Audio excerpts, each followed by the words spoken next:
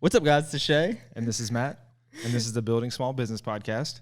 Today we're here with Erika, owner of the Olive Branch Boutique. And how you doing? I'm good. How are you guys? Good. Pretty good. Thank you for coming on. Yeah. Awesome. So we are actually in another part of your business. What are you doing in here right now? So we are opening the local confectionery, which is an ice cream shop and sweet shop that's founded on giving a portion, hopefully building up to 100% of its sales back to the community. Oh, that's awesome. So every bit of your business, you're just planning on giving back? Yeah. So we have a business model and a mission, and as things go, we're learning to pivot and change as, we figure out what that looks like. But the goal is to give 100% of our sweet shop sales back into the community for small businesses, for downtown projects, stuff like that. Sweet. That's awesome. So did you guys just set up a charity fund and then you're going to divvy it out from there? Yeah. So we're working on registering as a nonprofit and then getting 501c3 status, which is like this very long process. So eventually people would be able to have tax write-offs for their donations. But we're also working with NCF, which is the National Christian Foundation. They kind of help small businesses who want to become nonprofits kind of navigate their charity and stuff like that. So we set that up and we're running with it. It's kind of a learn as we go thing because I've never done this before. That's awesome. Yeah. Oh, I wouldn't even know where to start, and the 501c sounds like a lot of paperwork. So Yep. Mm-hmm. When's your estimated open date for that? So what's hilarious is I have a schedule on my phone that said we were going to open this coming weekend. You're close. You're getting there. Hilarious. Very funny. So we're now shooting for the very first weekend in July, which is great because it's like the heat of summer for ice cream. I mean, who doesn't love that? But yeah, so July, fingers crossed. You'll get there. That's awesome. So let's talk about the Olive Branch then. Was that your first business that you went into? Yeah. So I was a teacher before I opened my shop and just kind of slowly realized that's not where I was supposed to be and opened up the Olive Branch. At first I was only online and I did home decor stuff because I did interior decorating as well, and then really just slowly built a passion for small businesses and helping small business owners just give them a platform. So every little space in my shop is a different local maker. We try to work exclusively with Kentucky people. I have 2 out-of-staters just because they have Kentucky roots. And I just give them a spot. They keep 100% of their profits, and they just do a little rental fee to me. So it's grown from 16 makers when we opened to now 34. Oh, wow. That's awesome. It's incredible. And hoping to grow. And so inside of there, do you have any of your own things that I have a tiny portion, so I just kind of do items that complement what the other makers do. And if I can't find someone that makes the specific item and it's been requested and it kind of flows with the shop. So for example, I sell houseplants. Everyone loves houseplants. I think my wife buys all of them. Yes, you have several in your house. And I can't find a maker who does ceramic pots, so I will source those and stuff like that. And then I try to do some sustainable items as well as bamboo straws and stuff like that to complement into the shop. But it's 98% handmade from other people. I love it. So you said you started online. What was that process like? Did you just kind of build up your sales until you could afford to open up your own shop, or did you dive in? Yeah, so everything with me in this has been guess and check and learn as you go, which I think that's business in general. Unless you go to school for it and you've had this dream for years, it just kind of happens. Mm-hmm. So that process was hilarious. I look back at my first website and I'm like, oh my God, I advertised that. That's hilarious. It was really building up my funds until I could afford a website. My husband was really supportive and was like, if I'll help you with my business funds, and then you can basically a business loan in a sense. And then we found this building down here about 8 months into me being online and knew we really wanted to be involved in the Wilmore community. And we're like, this is a huge undertaking to fill with inventory. Mm-hmm. So if we can get a cool business plan and it will work, then we'll buy it. So we decided to split the space, and then the idea of championing small businesses and sharing the space with them was born. So it was really like, build it up. And we had a goal of like, we had to have 16 people for rentals to open to be successful. So that was just a hustle until you get it type of thing. It looks like it worked out pretty well. Yeah, it is. That I feel like that's my baby. Like my most, proud moment is the olive branch. So do you feel like you have it pretty set in stone now so you can go out and make things like the confectionery and everything like that? Yeah, I have an amazing employee, Kaylee. She does calligraphy, which she's one of my artists over there. She's incredible. I literally would be lost without her. So it's all about getting the people behind you, like you trust, that can do what you want them to do. Do we want to pause? Because it's probably going to be pretty loud. It's very loud. Yeah. Sorry. Right. We're going to take a break for this train. Right We'll be back. All right. So we're back. Pardon the train. So tell us a little bit about the timing of this whole thing. So you started the website when? So May 2018. I was still teaching, so it was like the end of the school year is really chill. So it was like working at my computer, dreaming it up, doing all the paperwork, business stuff, and then launched in roughly May 2018. And then we found this building in December of 2018. Oh, it was closed quick. On like the first week of December. And then, as soon as we closed the papers, we were in here and chiseling through the plaster on this wall to make sure there was brick behind it. Oh, so you didn't even know this brick was here? No, we didn't. We were pretty sure, just because that's what my husband does, is construction and stuff. And we were 97% sure, but we were really praying that it was there. We didn't know a lot of the other brick was here, but yeah, so we were in here chiseling away. And then we had a really rapid fire, basically feel like we lived in here, renovation, because this place looked completely different. And we opened March 2019, March 16th, 2019. Yeah, the brick and mortar. Yeah. Yeah, you moved that along pretty quick then. Oh, yeah. Yeah. We were exhausted. It was ridiculous, but it was all worth it. So what made you decide to go from being a teacher to completely pivoting and owning a business? Yeah. I'm not naturally a risk taker. I was not born that way. I was very much the safe way, the secure route. And it's just, it's like what you do. You go to college, you get a safe job. That's 9 to 5, which is not what teaching is, but you know, theoretically. And you have the summers off and it's great, but the more, it's funny because I feel like marrying Cameron, I married into a risk taker, and he very quickly rubbed off on me because he's go, do whatever, and if we fail, whatever, you know. So that rubbed off on me, and just seeing him start his own business through losing his job and a big crazy story, it just this freedom of you're not trapped, and that's how I felt. It was trapped, and it was, I would wake up in the mornings and be like, I would chop off one of my fingers if I didn't have to go to work today. Then that is sad. You should not be so miserable in what you do. And just looking back and seeing oh my gosh, my mental health, obviously, was really, not where it needed to be. And just the quality of life now, of this freedom and the joy that I get of waking up every day and loving what I do. And I wouldn't say it was just a light bulb moment of, I want to start my own business. It was a slow, dream, churning in me while I was teaching that year. And I always joke, don't tell my husband, you want to do something, because he's going to be okay, we're going to do it right now. Why aren't you doing it? Let's get, let's get going. So he, was okay, if that's what you want to do, we'll do it. And here we are. Yeah, that's awesome that worked out the way it did, because I used to work a 9 to 5 too, and it's looking back on it, I don't know how I ever did that. I'm a horrible employee. I don't like coming to work on time, stuff like that. Yeah. So, and it's the freedom now and the weight lifted off your shoulders once you're able to be self-employed. It's pretty cool. Absolutely. And now starting our own family, Congrats. Thank you. I'm not worried about childcare. I had people quit teaching because it was cheaper for them to not have a job than to send their kids to daycare. Yeah. That's ridiculous. So it's I'm just not worried about those things that I know would have been super stressed about. So it's a relief. It's not easy. Y'all know it's not easy at all, but it's a different kind of hard. It's a more rewarding hard.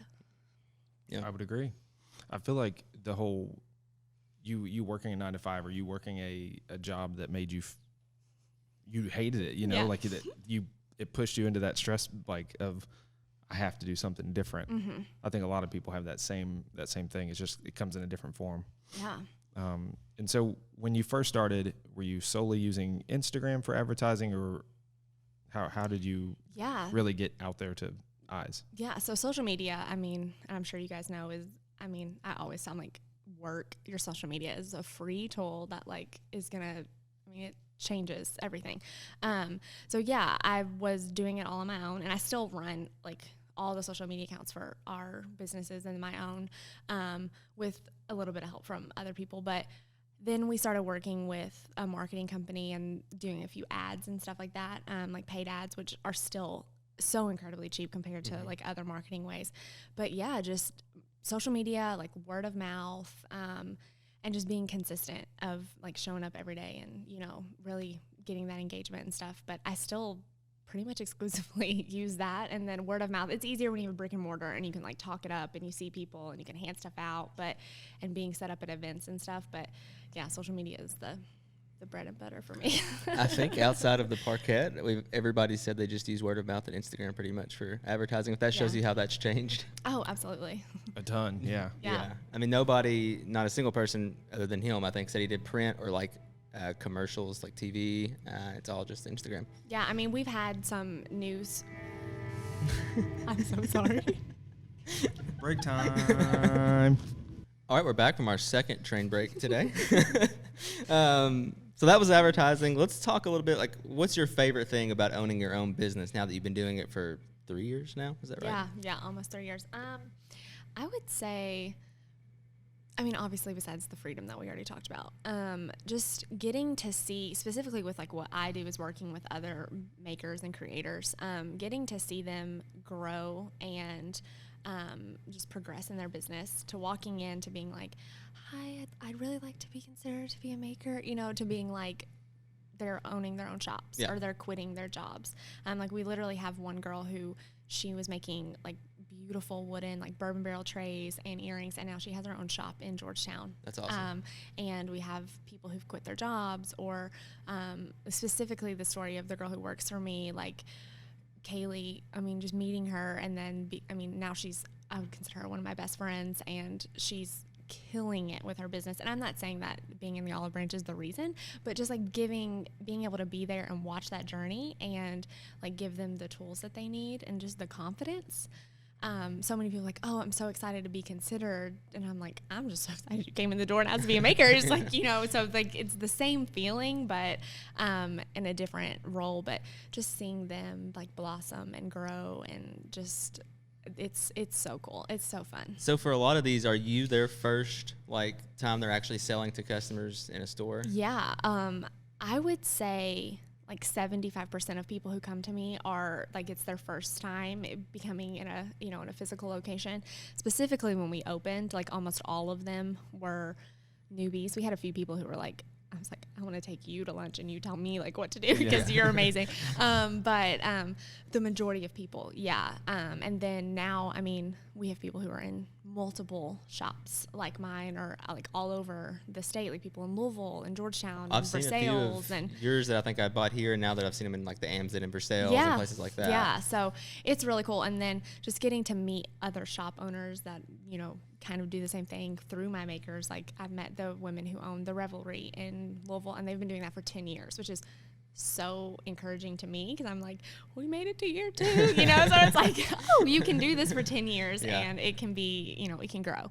So yeah, that's the best Well, part that's of it. like you're building like a olive branch network across the state. You can say like, oh, well, they started here and now they're own their own businesses. Yeah, and it's just fun to be like, hey, it's not like I think you posted something yesterday. It's like there's room for everyone, like in the photography world. Like there's room for everyone in this type of world. Like obviously we probably shouldn't open up shops right across the street from one another, but like there's room for everyone to have, you know, a space like this, and it's a community over competition. Yes, absolutely. Correct me if I'm wrong. This may be a book, but it's called The Blue Ocean Effect.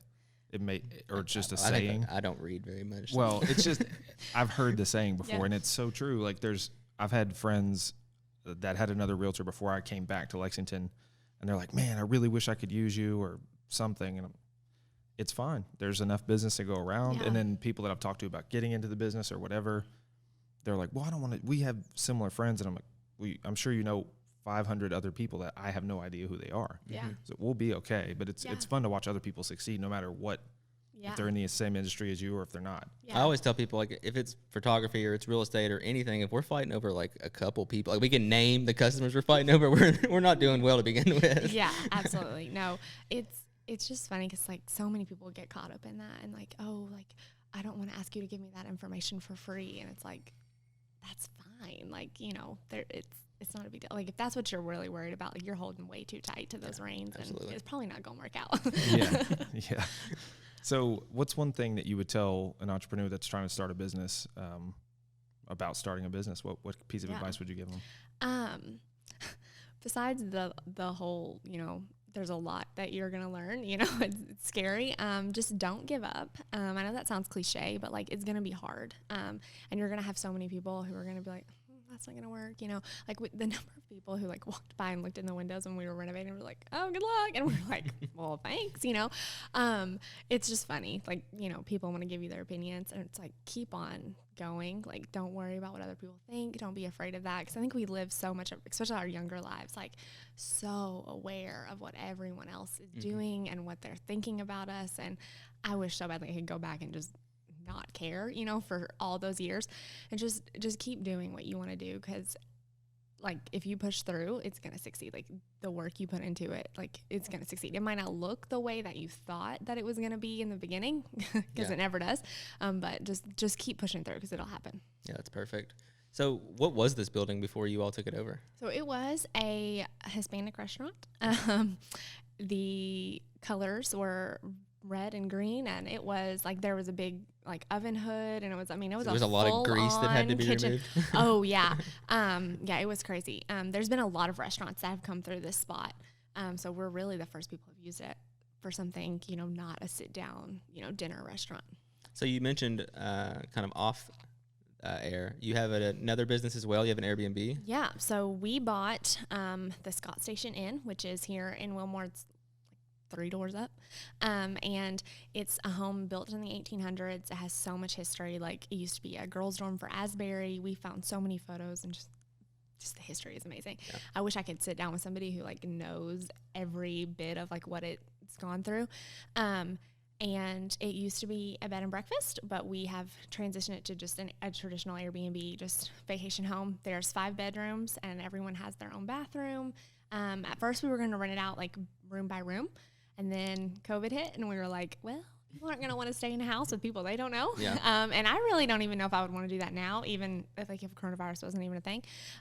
So we're renting out the whole house. You get the full commercial kitchen, dining room. It has this beautiful backyard and this covered, deck, and it's gorgeous. We love it.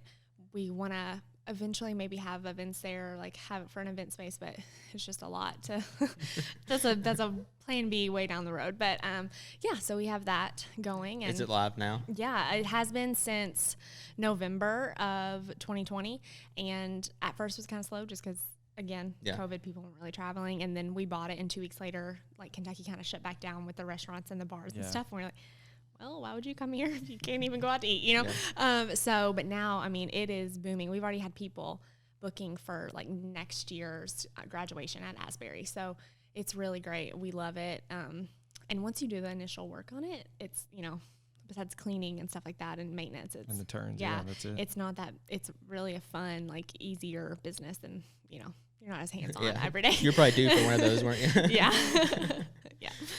Awesome. Well, to kind of wrap up what we've talked about so far, I think my favorite thing that you said is just telling people just keep pushing through whatever they want to do. Like if they want to start their own business or go out on their own, just don't stop. Don't listen to other people if they're negative. If you know what you're wanting to do and you have the plan for it, just kind of push through and see it through. Yeah. I'm gonna pull a Shae and piggyback off of his. No, that was my favorite thing of the just push through. Yeah. It's real. Everyone that has started a business probably feels the same way, that stayed in business for more than 2 years or whatever it is. Yeah. I think it's weird because like there's a lot of like stigma, I guess, going out in like especially a creative field, because it's not really seen as a viable way to make money. Mm-hmm. And I think if more people tried it, they would see that there's plenty to make out there and there's plenty of business to go around. Yeah. So I'm glad that you've done that, and you provided like an avenue for people to see they can do that as well. Yeah, I mean, I think I even had people in my own family be like, what if it fails? Like, you're leaving a secure job that, there's a raise schedule every year and like all these things. I'm like, okay, but what if it doesn't fail? I'm really hoping it doesn't, but thanks for the encouragement, but yeah, it's crazy. It's never the end of the world if something fails either. Like, you can always find something else, or you can go back to that other job. Yeah, you still have a teaching degree. Yeah, so. Absolutely. No. And I think that's what this season has taught me is like, as much as you want to be perfect and have it all together and like plan it out, like it's okay. And like you said, it's not the end of the world. Mm-hmm. Like, it's not going to end. Like, it's fine. Just move on, like do something else, fix it, change it, whatever, but move on. You can like keep pushing through. Yeah, absolutely. And I don't know if anybody knows it, but there's a lot of people hiring. Yeah. Yeah. So if it did fail, you could just walk down the street and find a job. Knock on every single business. Right? Yeah, absolutely. There's plenty of work out there. Yeah. Awesome. Well, we have 5 questions we like to ask every guest, and I never have them pulled up properly. But what is one thing when starting your business you would change or do differently? Not saying yes to so many things. Like, I think at first you feel like you have to like, yeah, I can do that, and but maybe you can't, or maybe you I have can't a hard do time it. with that myself. Controlling your schedule. Yeah, like maybe you can't do it to the quality that you want to build your brand on. So being able to say no confidently and not worry, like not mean, like I don't want to hurt your feelings, but it's like, I can't do that, I'm sorry, or you're not a good fit, and just being confident in my right to say, no, I'm sorry, I can't do that. Do you also like leverage out a lot of the work that you can't do yourself if it's overwhelming? Yeah. So, I mean, that's in the piece of advice thing, like, find people who can do things, and that's, their field and they're experts at it, and let them do it. Like, I'm not a tax person. I love my tax guy, I'm not, the construction person. I let someone else do that, so it's just, if that's not your expertise, like, give it to somebody else. And like, there's money to be made for everybody. Yeah. Like, it's okay to let it go. Absolutely. Awesome. And what do you do outside of here? Like, hobby? What's your favorite thing to do that's not business? Yeah. So I love to read. I'm married. I have a dog. We have a baby on the way. So I love just like hanging out with my family, and honestly, like, we love to travel to other little small towns and like visit and get ideas and like try new restaurants and stuff like that. So just chill and relax and, enjoy the people in my life. What's another small town like around here similar to Wilmore that you like? I wouldn't say it's similar. We went to Paducah in the fall, and just their downtown is amazing. I've heard it's really nice. Beautiful, and it's right on the river, and there were parts of it where we were walking through and I was like, I feel like I'm in like New Orleans, because it was like that. That's I don't know. Cool. It was really, really beautiful, and just it's very much more established. There's a lot going on, but oh my gosh, it was beautiful. So we got so many ideas. Like, we were just snapping photos and was like, oh my gosh, like what could the future be in Wilmore? So I figured you all are probably just going to own Main Street or whatever street this is at some point. That would be a whole lot, but we would love to, help out and do whatever we can. That's the goal, is to build this place up. Awesome. So number 3, what is a favorite restaurant of yours? If you can keep it local, that'd be cool. Yeah. So I love food. We love Ramsey's. I love Bella Notte for Italian food. There was another one that I was trying to think of. Oh, and I love Saul Good, mainly because we love like the Press family and just like their mission with like Deviate and stuff like that. They're incredible. So, we love to eat local. I mean, sometimes I enjoy Chick-fil-A, but mainly we try to keep it local. The Lord's Chicken is allowed. Yeah, it's okay. And your favorite musical artist that no one would expect you to listen to.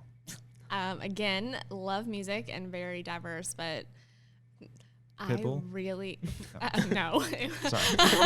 Sorry, Pitbull. If you my hear first this attempt one, at guessing a musical artist. I'm sorry. No, I would probably say something in like the classic rock field. So like, I've really loved Tom Petty and like Led Zeppelin, Fleetwood Mac, stuff like that. So I don't know if people would guess that or not. Good. I like people that. who know me might. Yeah. So you said you love to read. What is your favorite business book you would recommend to someone? So starting out, I read The Business Boutique. It's by Christy B. Wright. She's part of the Dave Ramsey franchise, which we don't even really like follow that really, but it's just this book that like she gives you so much insight into like her start in life and her business, and then it has the end is like a practical like manual for like mapping stuff out, and it was stuff that I was like, oh, I have to do that. I didn't even know that. So it was really like nice. Like I can remember sitting and just like poring over that book. I saw it on one of the like the Twirl bridal boutique in Lexington. I think they had recommended it for small business owners, and it was like really fun to hear, you know, like an inspirational story and like read through that, but then also have like a hands-on thing you could like fill out with your stuff, and then it was like goals you could set and come back 5 years from now. And so I would recommend that for people starting out, because you know nothing. At least I didn't. You know nothing. I'm gonna have to check that one out myself. Yeah, that's. Did you have like a mentor that helped you figure this stuff out, or was that book kind of your Bible while you were going through here? I mean, that helped. There were some ladies downtown who had been doing it for a while, and I would ask questions and just really be like, this is really hard. And they would be like, yep. And then honestly, working with like the other creatives and the other makers, like just getting to share stories. Wouldn't say we were like mentors to one another, but we were just like shoulders to lean on, to cry on, to vent to, you know, and just ask questions. And then my husband has been a great just sounding board for stuff like that. Yeah. I think our train is coming back through. Our friend is back. Probably a good time to end it. Yeah. This is Matt. Thank you, Erika, for coming on. Yeah, thank you for having me. This is Shae. This is the Building Small Business Podcast. I had a really good time with you. You did awesome. Thank you for coming on. Thank you. Now I have to start again.